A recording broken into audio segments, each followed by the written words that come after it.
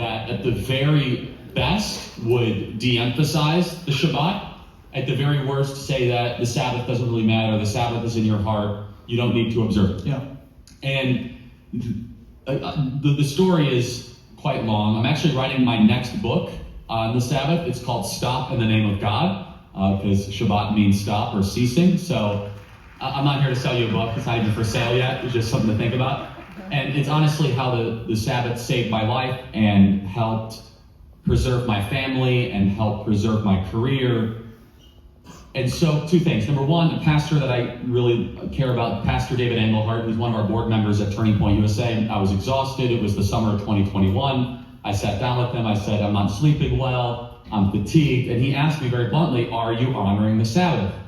And I gave him very weak theological arguments, honestly. Oh, I'm not bound to that. Or no, I'm not really interested in that. I don't have to do that. And he really challenged me, and I didn't have good responses, to be perfectly honest with you. And pairing that with my very good friend, who is Jewish, who right now is going through a very difficult health trial, Dennis Prager, who I believe is the premier Torah teacher of this generation. He's amazing. He's a phenomenal mind. And if you don't know Dennis Prager, on the Sabbath, you guys would really appreciate Dennis Prager, because he has brought the teachings of the Sabbath to more millions of people than almost anybody alive, and I hope to carry that tradition. And he would always talk about the Shabbat, always talking about the Sabbath. And I found myself, after a couple of years of hearing this, getting really jealous of him.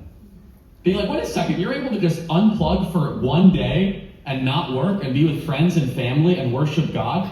I want that. And I would start to get really jealous in the worst possible way. And then I realized it's not something you go and purchase at the store.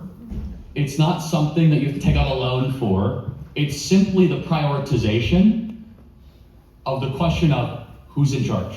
That's simple. And if you believe God is in charge, and if you believe Genesis 1:1, because the Shabbat is a question of whether or not you believe Genesis 1:1, and if you believe Genesis 1:1, then you honor the Sabbath. If you have questions about Genesis 1:1, in the beginning God created the heavens and the earth, which is Bereshit, right? It's the first truth claim of the scriptures. Then on the seventh day you rest because God created the heavens and the earth. It is the longest standing celebration of time of the creation of the heavens and the earth. And so that realization changed my life. I could talk about this from many different dimensions, what it's meant for me personally, what it means on the macro.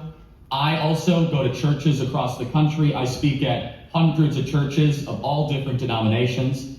And I will challenge the Christian church, because I believe this is the most ignored commandment of the Decalogue, to our own detriment. And I will go a step further, and then I'll stop talking, because I know we have a whole program. No, that's fine. Which is that I believe that honoring the Sabbath is the commandment that allows you to honor the other 9 commandments, and that the enemy has gone after the honoring the Sabbath because then it is easier to weaken the other 9. And I'll prove it to you. If you're honoring the Sabbath, it's definitionally easier to honor your mother and father because you're not working that day and you're with family.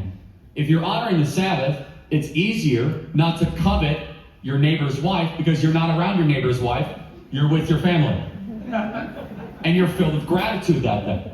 When you're honoring the Sabbath, it's easier to have no other gods before God because that day is built in time as a temple, as a sanctuary, to put God first, to not have idols, to not take the Lord's name in vain. The other 9 commandments are made easier, are made more accessible for our broken, fleshly, depraved nature if we prioritize the Shabbat.